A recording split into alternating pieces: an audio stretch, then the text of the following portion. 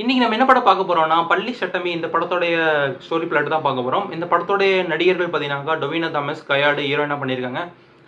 Tovino Thomas தான் இந்த படத்தை வந்து ஒரு தாங்கி பிடிக்கிறாருன்னே சொல்லலாம். படத்தோடைய மியூசிக் பிளாட், இந்த பேக்ரவுண்ட் ஸ்கோர் எல்லாமே நல்லா பர்ஃபெக்ட்டா இருந்தாலும், படத்தோடைய சினிமாட்டோகிராஃபி, படத்தோடைய மேக்கிங் எல்லாமே பார்த்தீங்கன்னா பர்ஃபெக்ட்டா வந்திருக்கு. படத்தோடைய வீக்னஸ் என்ன அப்படின்னு பார்த்தீங்கன்னா, படத்தோடைய ஸ்டோரி பிளாட் தான்.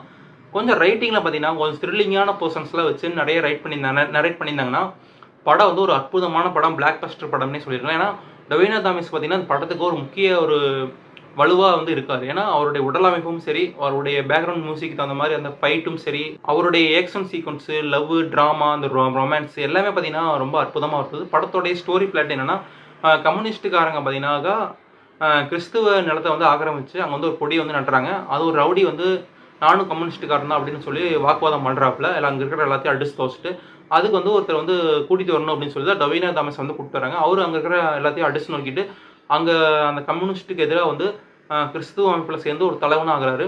அந்த தலைவன் ஆனதுக்கப்புறம் அவர் வந்து ஒரு நாடக நடிகராக வந்திருக்காரு. கயாடு வந்து ஒரு நாடக நடிகையாக வந்திருக்காங்க. அவருடைய நடிப்பில் இருந்து லவ்வில் வந்து விழுறாரு.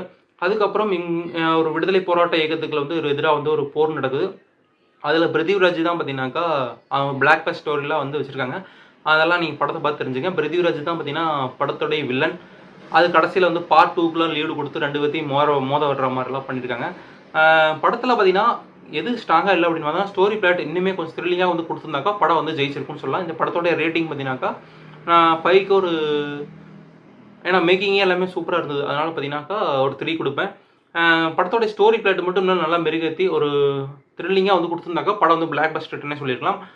மொத்தத்தில் வந்து படம் வந்து பார்க்கலாமா வேண்டாமா அப்படின்னு கேட்டிங்கனாக்கா, எந்த ஒரு எதிர்பார்ப்புமே இல்லாமல் நான் ஒரு சைலன்ஸாக ஒரு ஒரு ஒரு ஏவரேஜான ஒரு படம் வந்து ஒரு ஃபீல் குட் மூவியாக வந்து பார்க்கணும் அப்படின்னு ஆசைப்பட்டீங்கன்னா கண்டிப்பாக அந்த படம் பாருங்கள், உங்களுக்கு ரொம்ப பிடிக்கும். மற்றபடி இந்த படத்தோடைய கதை கொஞ்சம் ஸ்ட்ராங்காக இருந்திருந்தாக்கா படம் வந்து வேறு லெவலில் கொடுத்துருக்கோம். ஏன்னா அவங்க ஃபைட்டிங் சீனு அந்த எல்லாமே பார்த்தீங்கன்னா பர்ஃபெக்டாக இருந்தது. படத்தோடைய ஸ்டோரி பிளாட் மட்டும் கொஞ்சம் மிஸ் ஆயிடுச்சு, அவ்வளோதான்.